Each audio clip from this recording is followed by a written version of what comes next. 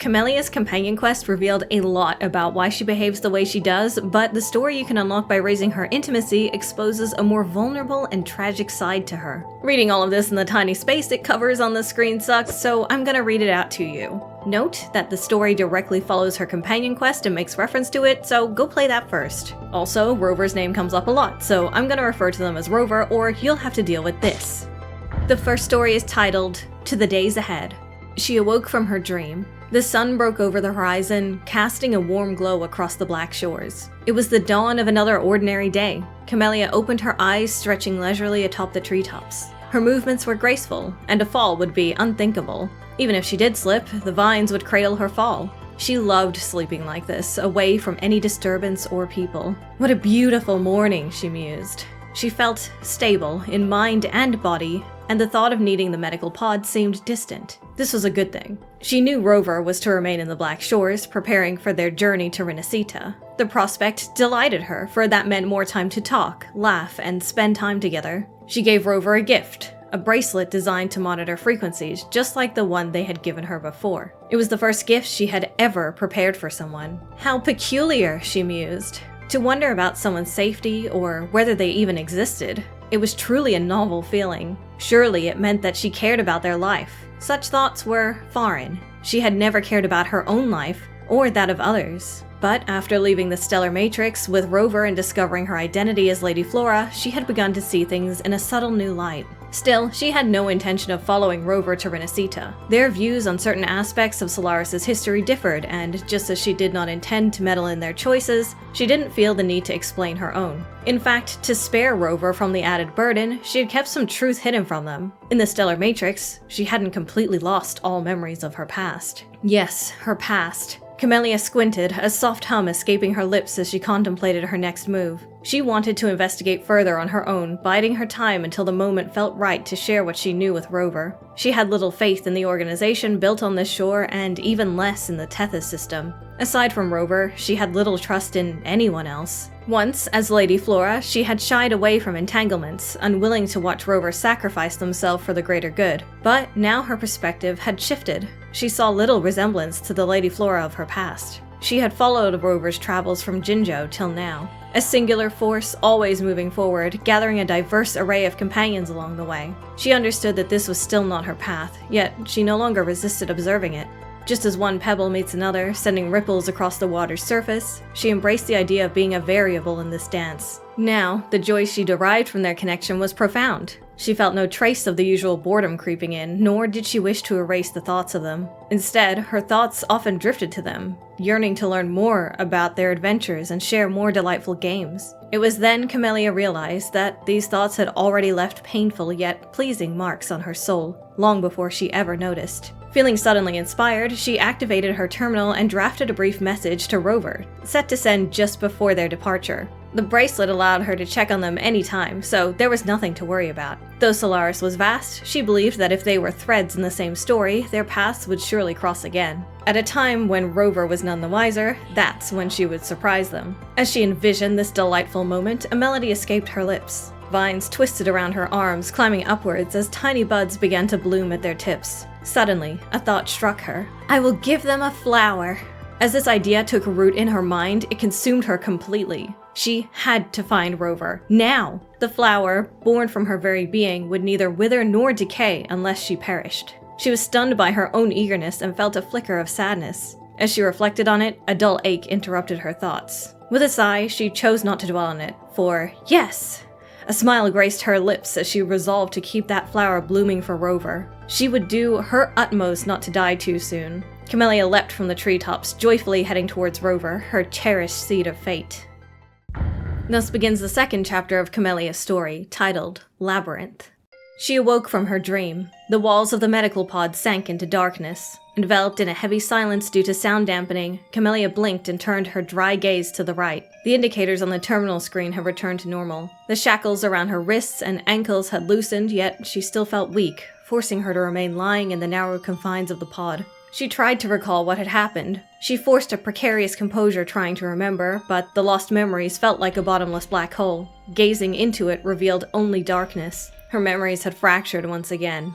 Having been with the Black Shores for only a year, Camellya had recently passed the test to become an official bloom bearer. She now enjoyed greater access to the Tethys system's archives of information. Before her arrival there, she had wandered across Solaris for a long time. The cave where she first awoke showed no signs of other people, only twisted plants climbing the walls. Barefoot, Camellya waded through the water until she emerged into the open air, discovering a desolate village. Her foot struck something, a stone slab bearing the faded inscription, Petalfall Village. It took her a long time to escape that abandoned place. When hunger struck, she hunted wild beasts for sustenance. When thirst overtook her, she drank from the mountain springs. It took her several months to traverse the dense forests and finally arrive at a place bustling with people. Only later did she realize that the village had likely been forgotten for hundreds of years. Even after returning to civilization, Camellya's memories remained blank, unstimulated by her new surroundings. She felt like an untamed animal, living on pure instinct. The rules and regulations of the human world were foreign to her, but she wasn't frustrated. Using her forte was enough.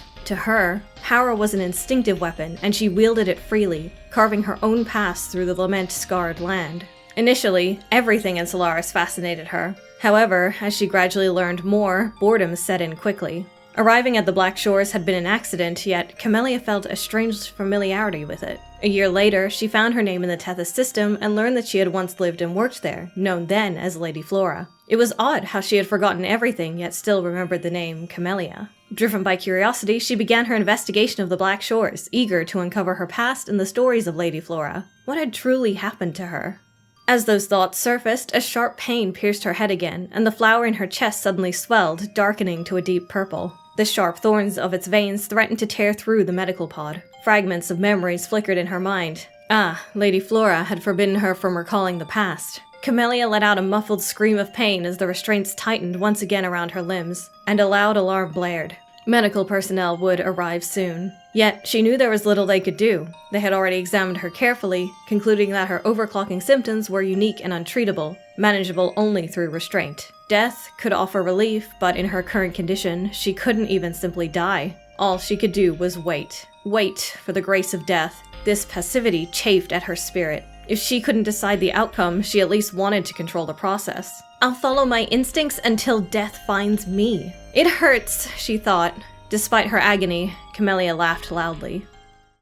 Chapter 3 is titled, A Fleeting Moment. It begins, she awoke from her dream. Lady Flora opened her eyes, feeling the cold air brushing against her fingertips, making her hands and feet slightly numb. She dawdled in her seat for a moment, slowly sitting up to take in her surroundings. The vehicle had come to a halt in a cave, a refuge from the snowstorm outside, where an endless silver expanse of snow stretched before her. Frost flowers drifted gently from the sky, landing delicately on the tip of her nose.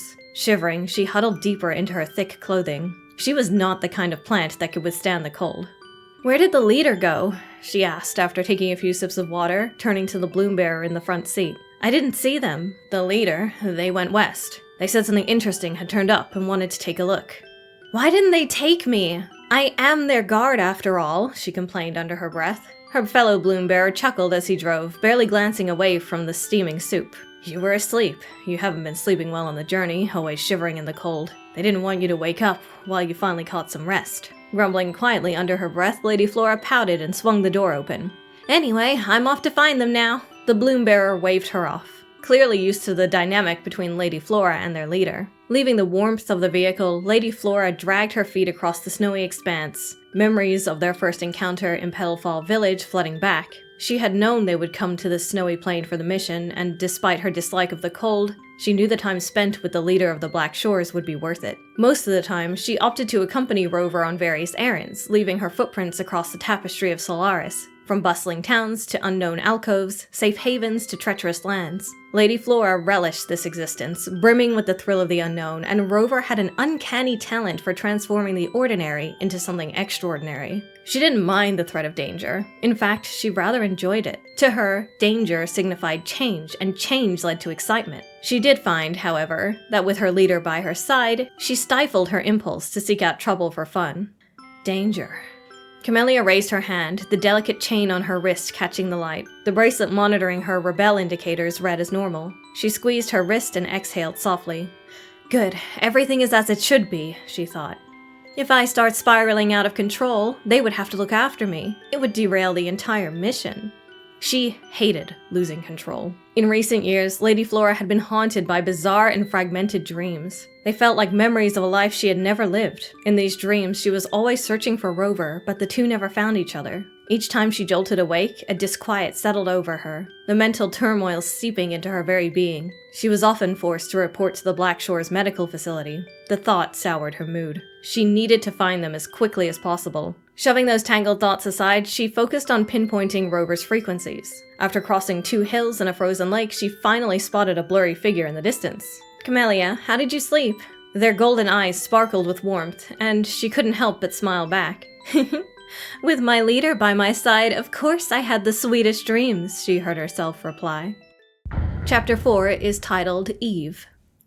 She awoke from her dream. The interval between unconsciousness and consciousness became shorter with each passing day. Lady Flora was starting to find it hard to tell where her dreams ended and reality began. She couldn't even recall when this disorientation had started. Memories surged like turbulent waves, crashing into her mind and wreaking havoc on her senses. Pain ripped through her body relentlessly and unforgivingly. She opened her mouth to scream, but overclocking had turned her throat into a gnarled, coarse root, silencing her cries. After struggling to take just a few faltering steps, she collapsed onto a muddy riverbank, trembling, her fingers spasming uncontrollably. How many times had this happened? She stared blankly at the dark night sky above. A void of chaos swirled within her, yet there was one thing that stood out in sharp relief.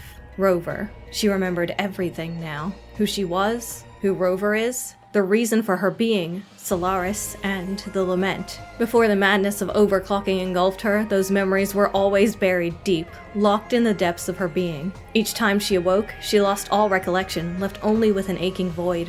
As time passed and her body weakened under the strain of overclocking, glimpses of her mission and roots would resurface, only to vanish again in an endless cycle. How many times had it happened? Lady Flora had no answer. Civilizations crumbled into dust, only to rise anew. Life faded, only to blossom once more. She was witness to the ebb and flow of Solaris, yet remained forever a wanderer in her own mind.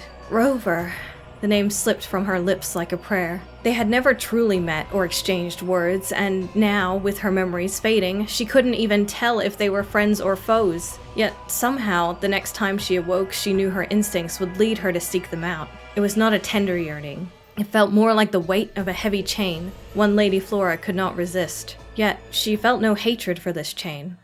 The rustles of leaves shattered her reverie. Wearily, she blinked, and the red camellia unfurled, its vines piercing through the tacit discords lurking in the shadows. Yes, this was her instinct, her essence, the core of her being. Even as she teetered on the edge of forgetting everything, she could always rely on her instincts. In truth, beyond her instincts, there was nothing left for her to hold on to. Next time, if only I could truly get to know Rover and share a conversation with them. Lady Flora mused hazily. Perhaps the Tethys system would lead Rover to her, since she had already revealed herself in this mission. Lady Flora closed her eyes and surrendered to the darkness as the pain peaked. The lake's cool water swelled across her cheek, the camellia withering as its vines retreated into her body. The autumn night breeze blew through the leaves, caressing her as she lay by the lake. To the north, the villagers of Petalfall Village would soon awaken from their dreams, calling to one another as they prepared to set out on a new day of fishing. The fifth and final chapter of Camellya's story is titled Once Upon a Time. She awoke from her dream. The wind howled fiercely at the rooftop's edge as she stretched, squinting down at the lively streets below. Vehicles crisscrossed the roads, their taillights forming a vibrant, fiery chain. Resting her chin on her hand, she began to hum. It was a song she had learned from Rover. Of course, she hadn't heard it directly from Rover themselves. She had picked it up secretly. They might not be enemies, but their relationship was far from friendly. At best, it was a one-sided acquaintance. Rover's presence had caught the eye of various factions, including her own organization. Yet, that hardly concerned her, nor was it something she could afford to contemplate. She was merely a chosen seed, a flower that bloomed for the sole purpose of hunting Rover down. Most days, the injections left her in a fog, drifting through a semi-conscious haze, with only her instinctual yearning for a certain person carved deep into her heart. The substance she was administered had a sharp, acrid scent, dragging her reason into a mire, robbing her of clarity and self. Her thoughts whirled chaotically, like a bomb on the brink of detonation, forced to reset just before the countdown expired. But she didn't care. Outside of Rover, little else piqued her interest. Sometimes, they felt like a mere silhouette against a blank canvas, an outline of a stranger. The portrait was drawn from fragments of information she had painstakingly gathered. They were so close, yet had never truly met. She didn't know what they looked like. It was said this distance was necessary to evade the Tethys system's tracking. Contact was forbidden. But how she longed to meet Rover. Perched dangerously on the edge of the building, she laughed at the fantasy. Vines entwined around her arms, climbing higher, their delicate buds slowly unfurling at their tips. Suddenly, a thought struck her. I'll give Rover a flower. The moment the thought emerged, it consumed her entirely. She envisioned the moment she would find Rover and present this gift. A blossom sprouted from her very being. It would neither wither nor decay unless she perished. But, just as quickly as it came, the thought vanished into the chaos of her mind, leaving no trace behind. Little did she know, centuries later, the scene before her would vanish in the lament. She would wander endlessly through a labyrinth of memories until, one autumn morning by a lake in Petalfall Village, where she would finally meet Rover, there to rescue the village from Tacit Discord attacks. From there, she would join the Black Shores and share a few hundred years together, before they would eventually leave her. She too would leave the Black Shores, only to be reunited decades later in Jinzhou. All those futures had yet to unfold, just as possibilities slumbered within seeds, waiting for fate to blossom. She leaped from the building, her vines weaving through the city structure, searching for them. Thus concludes Camellya's story. I sure wish they put that into the game instead of shoving it inside the menu. Did we learn nothing from Final Fantasy XIII's data logs? That said, I end this video with the most fascinating of Camellya's voice lines. Why did you come here? I told you not to.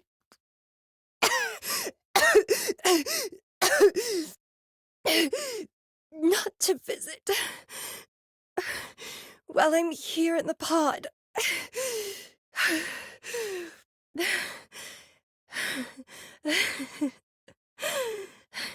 A cute girl like me needs her privacy, you know.